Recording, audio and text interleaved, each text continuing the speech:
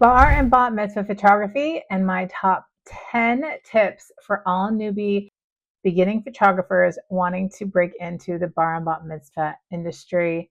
It is amazing, very lucrative, and easier than you think. I'm telling you, it's an amazing, amazing niche. So if you want to know that, stay tuned. We're going to go over it in this video. And welcome back to the channel. If you don't know where you are, I am Rachel Capel, a San Francisco Bay Area photographer for 20 plus years now. And I'm sharing with you all my tips and tricks in the industry, what I've done right, what I've done wrong, and sharing with you my love for bar and bat mitzvahs. So today we're talking about my top 10 tips that you need to know if you're a newbie photographer wanting to get into the bar and bat mitzvah niche. Let's get into tip number one, numero uno. You need to learn the traditions. You've got to know all of the things behind the scenes. So you have to understand what a bar and bat mitzvah is, what the process is, what the kids go through, the family, why they're doing it, the Torah reading, the speeches, the aliyahs, like all those things, all of the details behind it and the reason why they do it. So if you want to know more, I actually have in Photo Mitzvah Maven a whole entire module devoted to the terminology. So you are completely aware of it and know what to say and what to do when you are at the service or talking to the client. It is always great to be respectful of these key aspects of the culture. So number one, you have to understand the traditions and know about it and what it truly is. Number two, you've got to be able to communicate with a rabbi and the family. And part of that is knowing the different terminology, but also just what to say, how to guide them in the day and the process. And a lot of this will come with just practice. But again, in my Photo Mitzvah Maven course, I go over it from front to back because it really is a skill set and knowledge that you have to know. And for shooting them for now 15 plus years, I know a lot. I don't know everything, but I know a lot, and it's gotten me as far as I've come today. So I think that my knowledge is good enough for government work and for you. The other thing that you're going to need as far as communication with the rabbi and the family is just what to do in the service. Like you cannot use flash. You need to make sure you have a quiet shutter because you do not want to be distracting. There are always going to be rules in the temple or synagogue that you have to oblige by. You need to be very respectful. So as long as you cover those bases and you go over it with the family and the rabbi and you have the certificate of insurance that they'll need, all the things, and you oblige by the rules, you will be invited back. But if you don't oblige by the rules and you're disruptive, you will literally get a talking to from the rabbi and 100% not be invited back. So these are the reasons why you need to be able to communicate properly with the rabbi and the family. I always think it's a really good idea if you can. Sometimes I can't because it's just super far for me, but if you can scout the location, it's never a bad thing. Worst case scenario, go 30 minutes early, plan out your day and where you're going to shoot and how you're going to shoot. As you get dialed into this niche, and again, if you want to speed track, the Photo Mitzvah Maven is the way to go. I'd show you exactly how to get dialed in with the temples and like get on their vendor list and how to, communicate with them and talk to them and get involved in the community. And so you can become known in the niche. But once you kind of know the temples and the synagogues to go to that, are in the area, you're going to see shooting becomes pretty easy. You just have to know the proper gear and just be aware of the lighting scenarios that you're going to be placed in. All right, number 4, be prepared for low light environments. Now, I know some of you are like freaking out like I used to be with the flash. First off, you can't use flash in the synagogue or the temple during the service. Absolute no. But when you're taking photos, you can use flash. So be mindful, be prepared, plan for it. And honestly, these are the best times to get really creative. Sometimes you're going to have non-reformed synagogues where you're not allowed to shoot during the service, which can be a really beautiful blessing because you can go in there and get creative with the family, take some really beautiful photos. And I need to be better at this actually, and utilize my time and playing with the light and just being, aware of low light environments. So in the service, you cannot use flash. You have to usually stay in one corner, one section of the synagogue or temple, and you need to be aware that you need to probably have a 70 to 200 lens or something with low aperture, like 1.2 to 2.8, because you're going to want to shoot with high ISO and a wide open aperture to keep that light in so you can really get beautiful imagery. Okay. You can shoot with flash just prior or after the service, not during the service, and you cannot move around. So gear up for low light environments and make sure you're prepared for that. All right. The next thing is You want to make sure you're prepared for key moments in the service. There are a bunch of key moments in the service, and you really just want to make sure you make an emotional impact and capture those, because if you don't,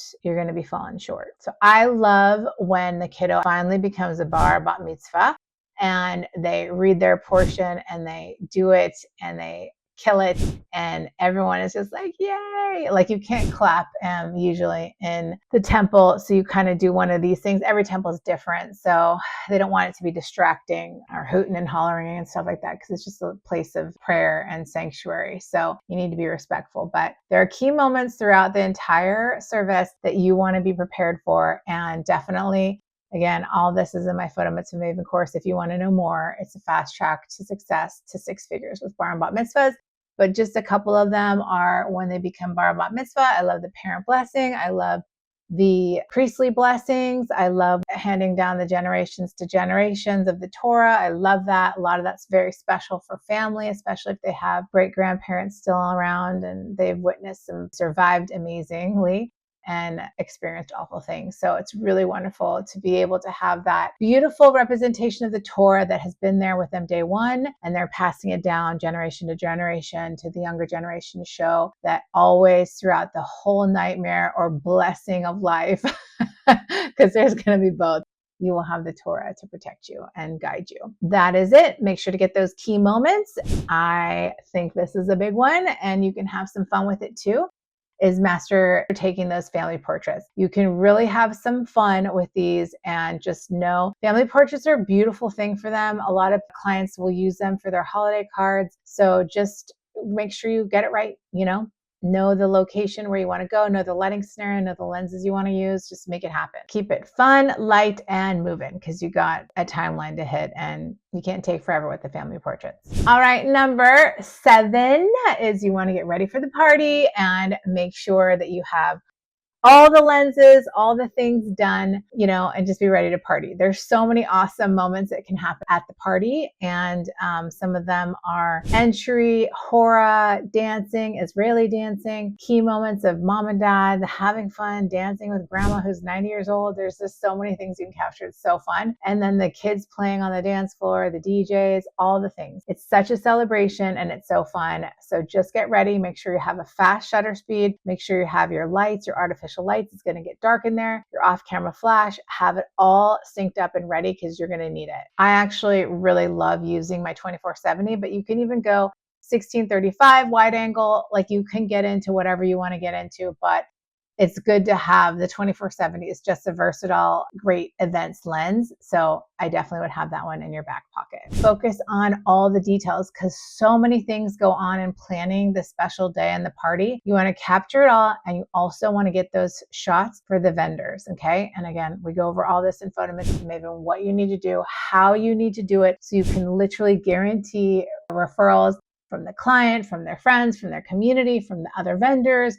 Like, I go over all of it, but it's like so hard to go into in videos and have them cut short. There's too much, but definitely capture the details and make sure that they look great, and just share them and make sure that you document that entire party from front to back. Honestly, it's so worth it and so fun. And this kind of ties into number 9, which is make sure to build those vendor relationships. I've talked about it so many times on this channel, how bar and bat mitzvahs are so fantastic with referrals, and vendors are going to be referring you. So the more you share and care for the vendors, the more they're going to give back to you. These are the people that are going to feed your business. So definitely foster those relationships. Number 10, you want to deliver that luxury experience. This is like a special, special day that they probably won't ever have again, and they'll look back on for the rest of their life. It completely shapes their entire human being, and it's going to catapult them into adulthood, and they are going to want these memories. So deliver the luxury experience. And what does that mean? We go over it on the Photo Mitzvah Maven. But in a nutshell, happy customers equal happy clients and happy referrals. So do the sneak peeks, do the details, do all the emotions, be happy, smile, be positive the day of, give,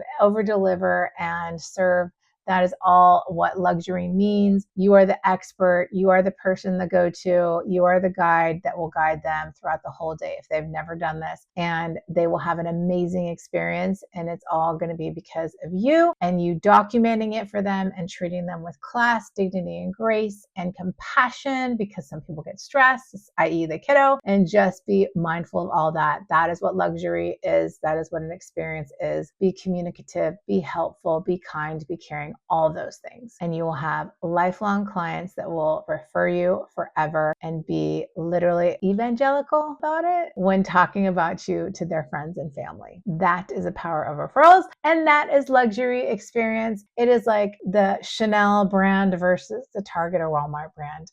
You don't want to be Target. You don't want to be Walmart. You want to be Chanel, Louis Vuitton, and all the designer brands, and you will get those designer customers. And I tell you, it's all going to be worth it. All right, that's a wrap. So if you want to learn more about breaking into the bar and bat mitzvah niche, definitely check out the links below. I have a weekly webinar that I do that goes over basically how I made 6 figures and above in bar and bat mitzvah specifically, and how you can too. And also I do live Q&As on YouTube, so definitely check out those. And if you have questions about gear or anything, I have everything on rachelkapil.com that is free, and you can download it and see all the gear that I use, and all the links should be down below. But I'm here to support you. If you want to know how to break into the bar and bat mitzvah niche, definitely reach out. I'm happy to have a call and talk with you about your business and see what's going on. But in the meantime, I hope you got a great amount of value from this, and I hope you start shooting some bar and bat mitzvahs and enjoy them as much as I do. Thanks for watching, and make sure to like and subscribe down below and pass this on to another photographer or a person that may be in need of learning about this, because sharing is caring, and I love helping as many photographers have success like I did. So I hope to see you in the next video. Hope you got great value, and until next time, thanks for watching. Bye guys.